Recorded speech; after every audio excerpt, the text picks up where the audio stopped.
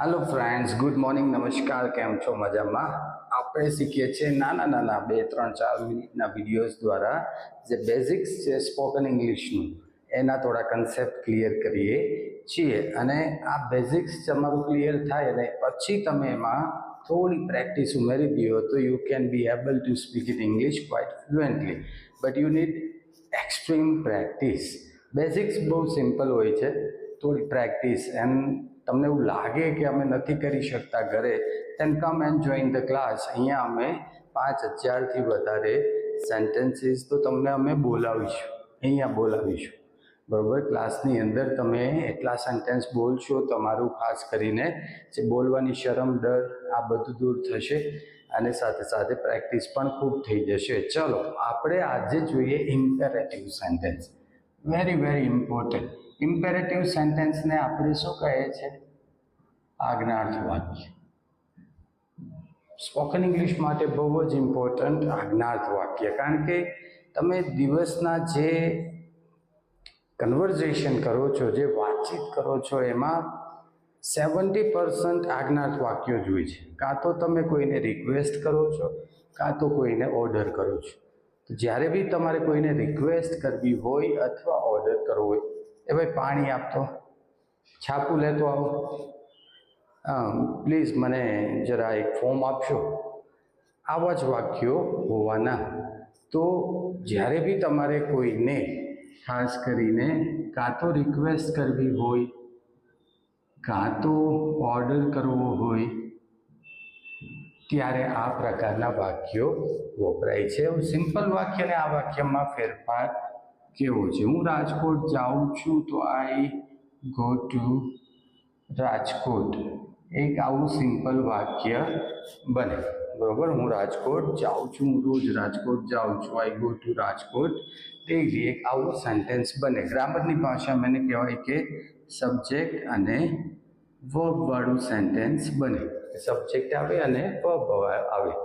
આ simple sentence છે. પણ આ જ સેન્ટેન્સને જો તમારે ઇમ્પેરેટિવ બનાવવું હોય તો તમે શું કહેશો? રાજકોટ જા, રાજકોટ જા. તો માત્ર ને માત્ર તમારે શું કરી નાખવાનું છે? સબ્જેક્ટને કાઢી નાખવાનું છે. સીધું શું કરવાનું? Go to Rajkot. Bus, simple, બહુ ઇઝી છે, બરાબર. Go to Rajkot. એનો અર્થ એ છે કે ઇમ્પેરેટિવ સેન્ટેન્સમાં, એટલે કે આજ્ઞાર્થ વાક્યમાં આગળ કરતા આવતો નથી. સીધી આજ્ઞા હોય. Go to Rajkot, give me your pen, bring a glass of water, sit down, come to my office tomorrow. આ બધા જે વાક્યો છે, જો ક્યાંથી શરૂ થાય? ગો ટુ રાજકોટ, ગોથી. કમ ટુ માય ઓફિસ, કમથી. તો સીધા ક્રિયાપદથી શરૂ થઈ જશે. સીધું ને સીધું તમારે ઓર્ડર આપી દેવાનો છે. આટલા સહેલા છે આ વાક્યો. બીજું તમે જુઓ તો જો તમારે કોઈને ના પાડવી હોય, ધારો કે તમારે એમ કહેવું હોય કે અહીં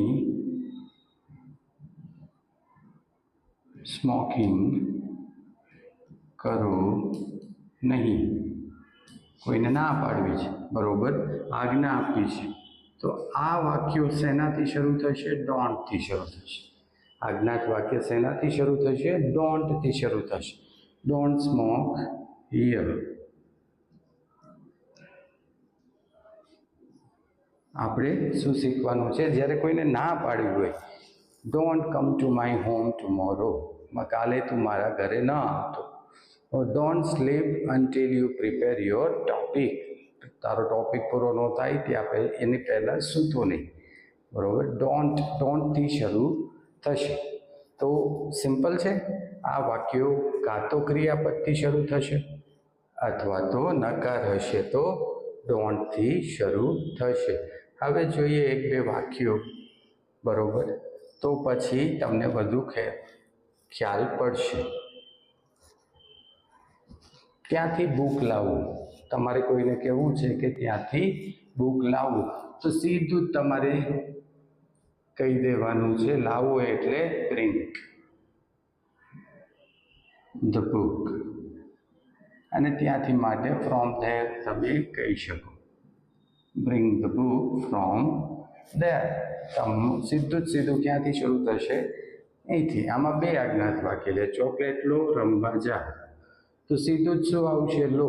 લો એટલે ઇંગ્લિશમાં કહેશું ટેક ચોકલેટ્સ એન્ડ જાઓ. જાઓ એટલે ગો ટુ પ્લે. બરોબર. મહેરબાની કરી કોમ્પ્યુટર બંધ કરો.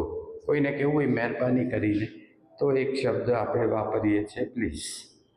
મહેરબાની કરીને પ્લીઝ. પછી સીધું અહીંથી લઈ લેવાનું. બંધ કરો એટલે shut down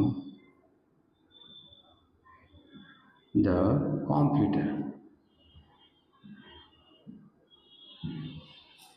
shut down the computer. Okay, તો ઇઝી વાક્યો છે. સીધું જ તે તમારે શું કરવાનું છે? ક્રિયાપદ એટલે કે વર્બ થી શરૂઆત કરી દેવાની છે.